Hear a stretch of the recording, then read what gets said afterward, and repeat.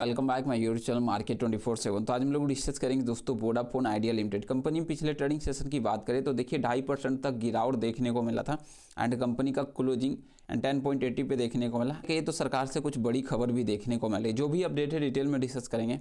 आगे बढ़ने से पहले प्लीज़ चैनल को सब्सक्राइब कीजिएगा एंड वीडियो को लाइक करना ना भूलेगा। बात करें कंपनी की दोस्तों वोडाफोन आइडिया लिमिटेड, देखिए पिछला अगर कंपनी का एक सप्ताह आप देखोगे तो कंपनी में गिरावट तेजी देखने को मिली है।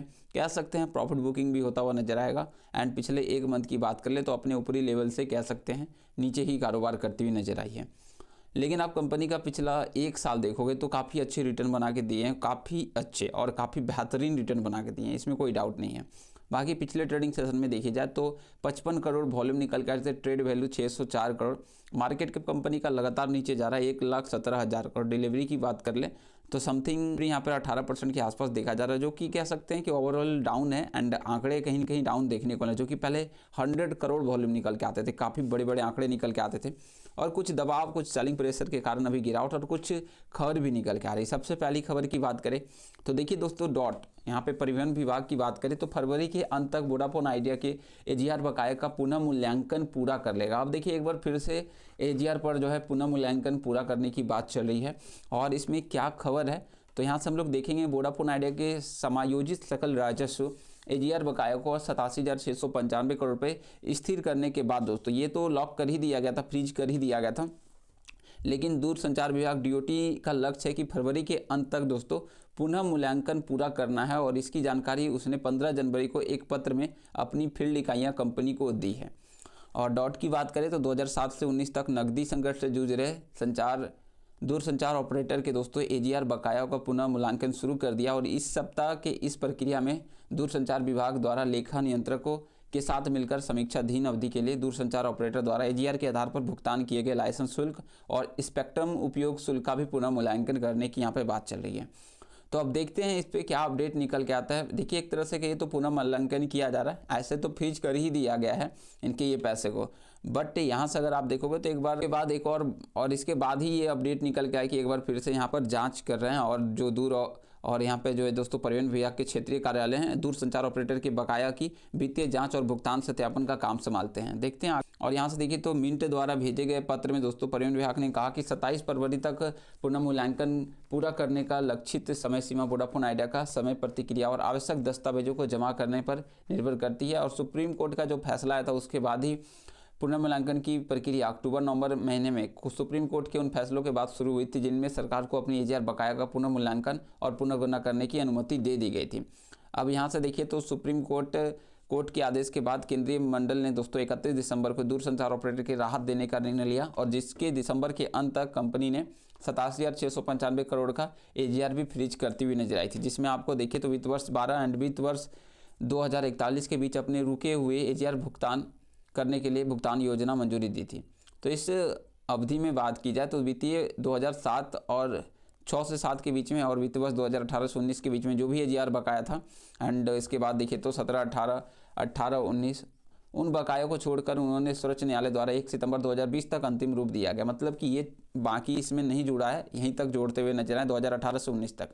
और के दोस्तों न्यायालय का यहाँ पर फैसला आया था 1 सितंबर 2020 को अंतिम रूप दिया गया था। उसके बाद अब देखिए तो 3 फरवरी 2020 को कटौती सत्यापन दिशा निर्देश को लागू करते हुए अब तक जिन ऑडिट रिपोर्ट पर कार्रवाई नहीं की गई उन पर लागू करते हुए डीओटी द्वारा पुनः मूल्यांकन किया जा रहा है, तो उसके लिए कार्रवाई की जा रही है और साथ में डीओटी द्वारा अस्वीकृत सभी कटौतियों को डीओटी पत्र में भी कहा गया है।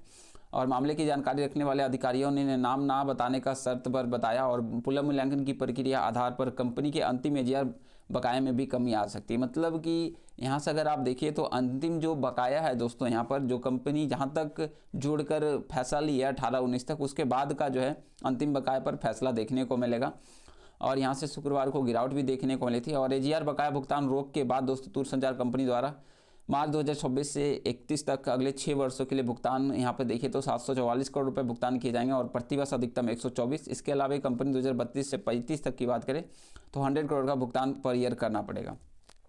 तो ये तो खबर पहले ही निकल के आई थी, बाकी अब आगे देखते हैं किस तरह से अपडेट निकल के आते हैं। कंपनी का फरवरी इंपॉर्टेंट होने वाला है। हालांकि अगर आप देखोगे तो कंपनी का कहना है कि कटौती सत्यापन दिशा निर्देश वे नियम है जिनका उपयोग कर विभाग द्वारा एजीआर देय राशि को अंतिम रूप देने में पहले राजस्व की छूट जांच और अनुमोदन किया जाता है। तो मतलब पहले जांच किया जाता है, इसके बाद ही छूट की बात चलती है। तो इस तरह से कुछ खबर है, बाकी देखना होगा। अगर ये राहत मिलने से काफ़ी अच्छा दबाव हटता हुआ नजर आया। अगर नहीं मिलता तो 18,000 करोड़ का वार्षिक किस्त का भुगतान करना पड़ता कंपनी, जो कि यहाँ पे देखिए तो कंपनी ने डिनाई कर दिया गया था कि वो टिक नहीं पाएगी वित्त वर्ष 2027 तक। तो यहाँ से विशेषज्ञों का अच्छा कहना है कि देखिए कंपनी को एजीआर भुगतान बकाया की समय सीमा में राहत मिलने के बावजूद भी इसके 1.17 ट्रिलियन रुपए के स्पेक्ट्रम बकाया और पुनर्मूल्यांकन के बाद भी अंतिम एजीआर राशि में अस्पष्टता को लेकर चिंताएं बनी है। मतलब कि अभी भी आप अगर देखो तो 1 ट्रिलियन मतलब कि 1 लाख करोड़, 1,17,000 करोड़ रुपए का ये बात चल रहा है, ठीक है। 1 लाख कितना 17,000 करोड़ रुपए, अभी भी चिंताएं बनी हुई है एजीआर को लेकर।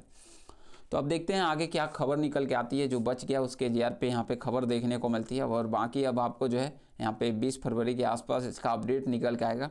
बाकी यहाँ से देखिए पूरी तरह से डेटा भी निकल गया कोटक के द्वारा, आईसीसी, इन्वेस्को, एसबीआई, आदित्य, मतलब काफ़ी अच्छी खरीदारी देखने को मिले। मतलब करोड़ों शेयर खरीदारी करते हुए नजर आए। एक्सिस बिकवाली भी किया है, मतलब कुछ बिकवाली है, बाकी अधिकतर आप खरीदारी ही देखने को मिलेंगे। तो देखिए जिस तरह के नंबर निकल के आ रहे हैं म्यूचुअल फंड के, नो डाउट काफ़ी बेहतर नंबर निकल के आ रहे हैं, काफ़ी शानदार नंबर देखने को मिल रहा है। और यहाँ से कंपनी के लिए ये काफ़ी अच्छा पॉजिटिव पॉइंट भी निकल के आता है कि हाँ म्यूचुअल फंड जमकर खरीदारी कर रहा है। और आने वाले टाइम में डीआईज में कहीं ना कहीं दोस्तों यहाँ पर इनकी जो है धमाकेदार एंट्री होती हुई नजर आएगी। और डीआईज के पास जब Q3 के आंकड़े आएंगे तो शेयर बढ़ता हुआ भी नज़र आ सकता है। देन यहाँ पे देखिए तो एफआईज की बात कर ले तो एफआईज के पास 6% की होल्डिंग है। तो देखना होगा किस तरह से Q3 के आंकड़े आते हैं यहाँ से। बाकी अभी तक कंपनी के जो है रिजल्ट डेट आते हुए नज़र नहीं आया, देखना होगा कब तक कंपनी का रिजल्ट डेट आता है। और बाकी यहाँ से ध्यान रखिएगा कंपनी का 1140 पे काफ़ी शानदार लेवल देखने को मिलता है। यहाँ से कंपनी ऊपर जाते तो फिर आपको जो सिटी ग्रुप है दोस्तों उसके द्वारा 15 तक के भी टारगेट देखने को मिलते हैं, 15 प्लस के। एंड कंपनी उम्मीद है कि आराम से आपको ये सब लेवल दिखाती हुई नजर आएगी। तो ये लेवल काफ़ी ज़्यादा इंपॉर्टेंट होगा कंपनी के लिए। अरे तो 1060 पे कंपनी का एक काफ़ी शानदार मजबूत सपोर्ट देखने को मिलता है। और यहाँ से नीचे जाता है तो फिर आपको कंपनी 9 से 10 के बीच में ही रेंज देखने को मिलेगा, ध्यान दीजिएगा। तो आगे जैसे और खबर आएगा आप तक जरूर पहुँचेगा। चलिए मिलता है नेक्स्ट वीडियो में। Thank you for watching. जय हिंद, जय Bharat. Please share, subscribe and like.